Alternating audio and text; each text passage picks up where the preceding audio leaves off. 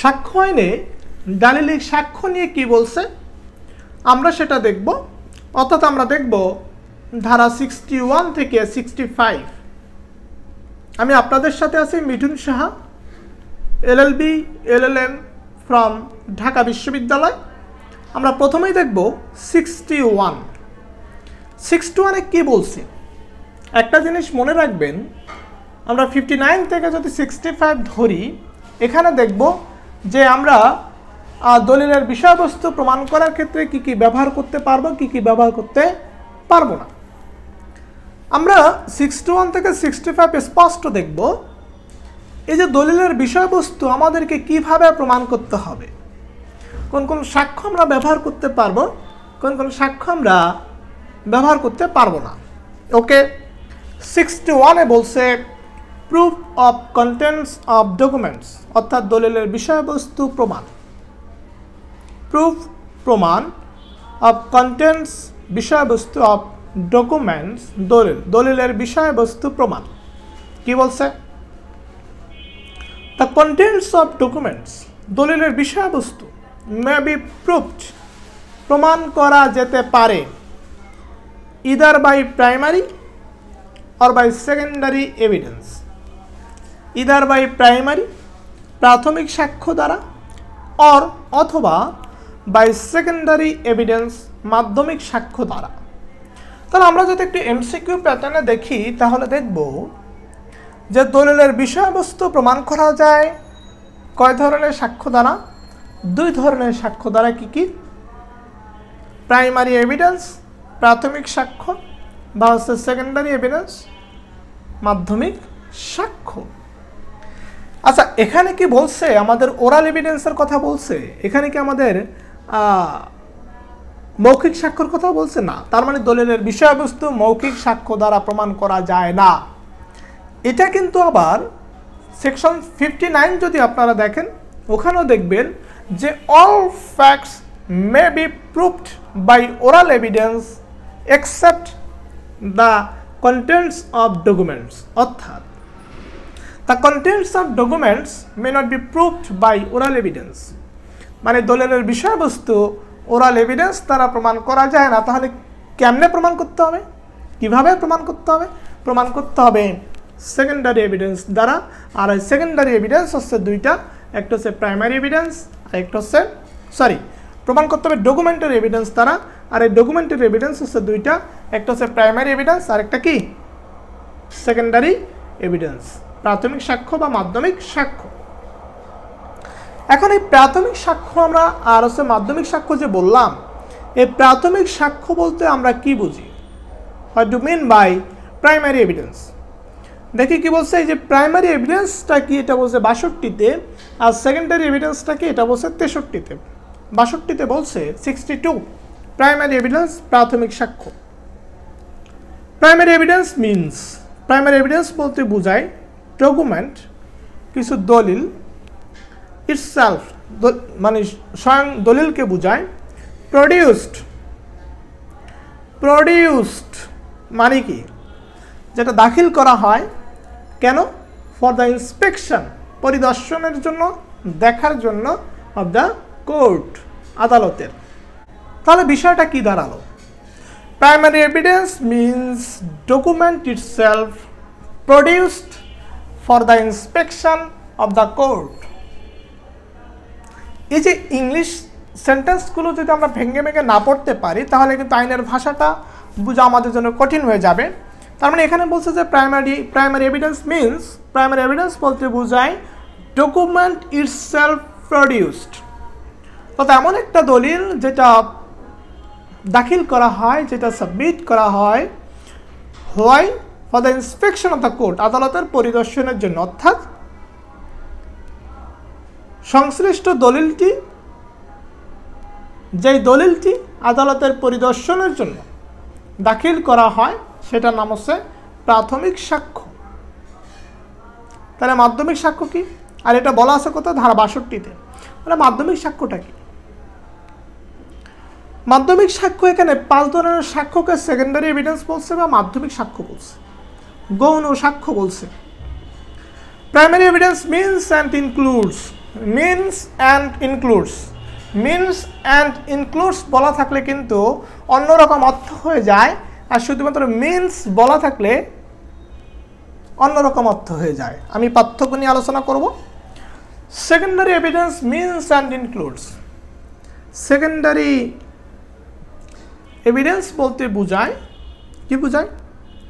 Certified copies given under the provisions here in after. অর্থাৎ হচ্ছে যে সহি মোহরকৃত যে নকল আছে, সহি সার্টিফাইড কপিস, অর্থাৎ সার্টিফাইড কপিসকে বলছে আপনার সেকেন্ডারি এভিডেন্স, অর্থাৎ সহি মোহরকৃত নকল। কপিস নকল, মেড ফ্রম দ্য অরিজিনাল, যেটা আসল কপি থেকে তৈরি করা হয়, বাই মেকানিক্যাল প্রসেস, যান্ত্রিক প্রক্রিয়ায় আসল কপি থেকে নকল কপি তৈরি করা হলে তাকে বলছে সেকেন্ডারি এভিডেন্স। কপিস নকল, মেড ফ্রম তৈরি করা হয়, অর অথবা, কম্পেয়ার্ড তুলনা করা হয়, উইথ হুম কার সাথে? উইথ দ্য অরিজিনাল, অরিজিনালের সাথে। অর্থাৎ হচ্ছে আসল দলিলের সাথে তুলনা করা যায় এমন কপিকে বলছে সেকেন্ডারি এভিডেন্স। আসল কপির সাথে তুলনা করা যায় একে বলছে সেকেন্ডারি এভিডেন্স। যেমন অনেক সময় হয় না, বলে যে এই ছেলেটাকে ওই ছেলেটার মতো লাগে, প্রায় হুবহু, তখন ওই ছেলেটা হয়ে যাবে secondary evidence. Counterparts of documents as against the parties who did not execute them। অর্থাৎ হচ্ছে কোনো দলিলের কপি যে পক্ষ উক্ত দলিল সম্পাদন করে নাই, অর্থাৎ একটা দলিল যে পক্ষ সম্পাদন করে নাই, যদি তাহার বিরুদ্ধে সেটা ব্যবহার করা হয়, তাহলে সেই দলিলটা, যেই দলিলটা সে সম্পাদন করে নাই, সেটা হয়ে যাবে তার জন্য secondary evidence. Oral account of the contents of a document given by some person who has himself seen it. অর্থাৎ আমরা বলছিলাম যে oral evidence must be direct, মৌখিক সাক্ষ্য অবশ্যই প্রত্যক্ষ হতে হবে। তাহলে মৌখিক সাক্ষ্য তো মৌখিক সাক্ষ্যই, রাইট? এটা কোথায় বলছে? এটা বলছে ধারা 60-তে, যে বলছে oral evidence must be direct, বা মৌখিক সাক্ষ্য প্রত্যক্ষ হতে হবে। বাট আমরা যদি একটু খেয়াল করি 63-এর 5-এ 5 নম্বর পয়েন্ট, অর্থাৎ যে ধারাটা আমরা পড়তেছি সেখানে বলছে কোন কোন সাক্ষ্যকে আমরা মাধ্যমিক সাক্ষ্য বলতে পারবো। আমরা এখানে দেখলাম যে 5 ধরনের সাক্ষ্যকে আমরা মাধ্যমিক সাক্ষ্য বলতে পারবো। তো 5 নম্বর পয়েন্ট হচ্ছে oral account of the contents of a document. অর্থাৎ হচ্ছে এই মৌখিক বিবরণকে আমরা মাধ্যমিক সাক্ষ্য বলতেছি। কখন বলতেছি ওই সময়টায় যখন হচ্ছে একটা ব্যক্তি নিজেই কোনো ঘটনা দেখছে, সেটা নিয়ে সে যখন হুবহু বলবে, তখন তার সেই মৌখিক বিবরণটা, মৌখিক বিবৃতিটা হয়ে যাবে মাধ্যমিক সাক্ষ্য। তাহলে আমরা 61-এ দেখলাম যে দলিলের বিষয়বস্তু কিভাবে প্রমাণ করতে হবে, মাধ্যমিক সাক্ষ্য বা প্রাথমিক সাক্ষ্য দ্বারা। প্রাথমিক সাক্ষ্য নিয়ে বলছে ধারা 62-তে, কি বলছে? এখানে স্পষ্ট করে বলছে যে দলিলটা আদালতের পরিদর্শনের জন্য, for the inspection of the court, document itself produced, দলিলটা দাখিল করা হয় আদালতের পরিদর্শনের জন্য, সেটাকে বলছে প্রাথমিক সাক্ষ্য। মাধ্যমিক সাক্ষ্য আমরা গিয়ে দেখলাম যে 5 ধরনের সাক্ষ্যকে মাধ্যমিক সাক্ষ্য বলছে। ক্লিয়ার? এবার আমরা দেখব ধারা 59-এর মতো করে 64, এখানে কি বলছে? ধারা 64, এখানে একটা ডক্ট্রিন আসছে, এখানে একটা মতবাদ আসছে, সেটা হচ্ছে বেস্ট এভিডেন্স ডক্ট্রিন, উত্তম সাক্ষ্য মতবাদ। কি বলছে এখানে? Proof of documents by primary evidence. অর্থাৎ হচ্ছে টাইটেলটা হচ্ছে প্রাথমিক সাক্ষ্য দ্বারা দলিল প্রমাণ, বা মূল সাক্ষ্য দ্বারা দলিল প্রমাণ। কি বলছে? ডকুমেন্টস মাস্ট বি প্রুভড, দলিলগুলো প্রমাণ করতে হবে বাই প্রাইমারি এভিডেন্স, প্রাথমিক সাক্ষ্য দ্বারা। অর্থাৎ দলিলগুলো প্রমাণ করতে হবে প্রাথমিক সাক্ষ্য দ্বারা। Except in the cases hereinafter mentioned, অর্থাৎ যে বিষয়গুলো উল্লেখ করা আছে সেই বিষয়গুলো ছাড়া আমাকে দলিলের বিষয়বস্তু প্রমাণ করতে হবে প্রাথমিক সাক্ষ্য দ্বারা। মানে এখানে আসলে কি বুঝাইছে যে আপনি সকল কিছু দলিলের সকল কিছু দলিল থাকলে সেটা আপনাকে প্রমাণ করতে হবে প্রাথমিক সাক্ষ্য দ্বারা। তবে যে বিষয়গুলো নিয়ে উল্লেখ আছে সেই বিষয়গুলোতে আপনার প্রাথমিক সাক্ষ্য ব্যবহার না করলেও চলবে। তাহলে সেই বিষয়গুলো কি? সেই বিষয়গুলো বলছে 65-এ, অর্থাৎ 64 স্পষ্ট করে বলে দিছে যে আপনি কিছু কিছু ক্ষেত্রে সেকেন্ডারি এভিডেন্স ব্যবহার করতে পারবেন, তাছাড়া সকল ক্ষেত্রে আপনাকে দলিল প্রমাণ করতে হবে প্রাথমিক সাক্ষ্য দ্বারা। তাহলে 65-এ কি বলছে? 65-এ আপনার 7টা জায়গা বলছে যে 7টি ক্ষেত্রে আপনাকে প্রমাণ করতে হবে সেকেন্ডারি এভিডেন্স দ্বারা, বা আপনি সেকেন্ডারি এভিডেন্স ব্যবহার করতে পারবেন। অর্থাৎ হচ্ছে এমন কিছু পরিস্থিতি সৃষ্টি হবে যে পরিস্থিতিতে আপনি এখন আপনার সম্ভব না প্রাথমিক এভিডেন্স ব্যবহার করা, তখন আপনি কি করবেন? তখন আপনি বাধ্য হয়ে মাধ্যমিক সাক্ষ্য ব্যবহার করবেন, রাইট? কি বলছে?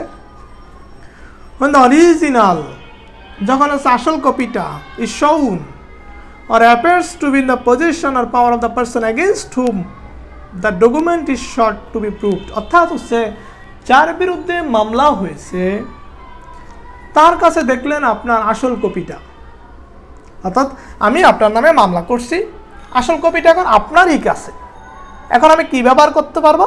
সেকেন্ডারি এভিডেন্স ব্যবহার করতে পারবো।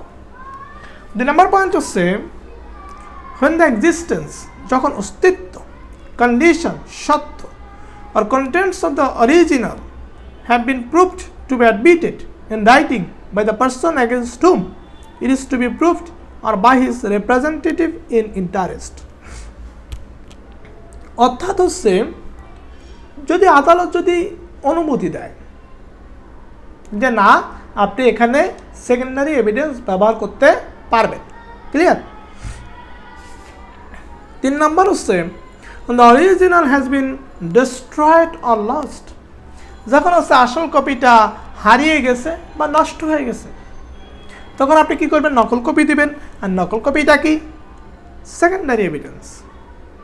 when the original is of such a nature as not to be easily movable, যদি দেখা যায় যে আসল কপিটা এরকম সেটাকে সহজে ট্রান্সফার করা যায় না, আমি সেটাকে সহজে আদালতে হাজির করতে পারবো না, তাহলে সেটা হচ্ছে কি আমরা সেকেন্ডারি এভিডেন্স দিতে পারবো।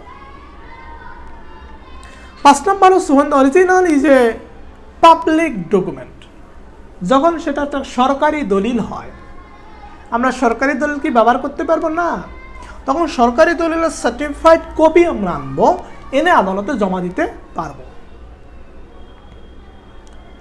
when the original is a document of which a certified copy is permitted by this act, ওই একই কথা বলছে যখন হচ্ছে আদালত আমাকে অনুমতি দিবে।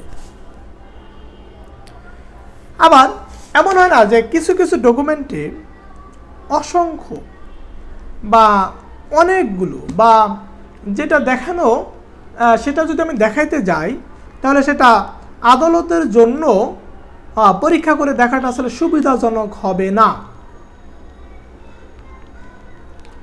কিছু কিছু দলিল আছে না যেটা আদালত পরীক্ষা করতে অনেক সময় লাগবে, সেখানে বলছে না তুমি এখানে সেকেন্ডারি এভিডেন্স দাও। অর্থাৎ আমরা 61 থেকে 65 যদি দেখি, 61-এ দেখলাম কীভাবে দলিলের বিষয়বস্তু প্রমাণ করা যায়, 62-তে দেখলাম প্রাইমারি এভিডেন্স কি, 63-তে দেখলাম সেকেন্ডারি এভিডেন্স কি বা মাধ্যমিক সাক্ষ্য কি,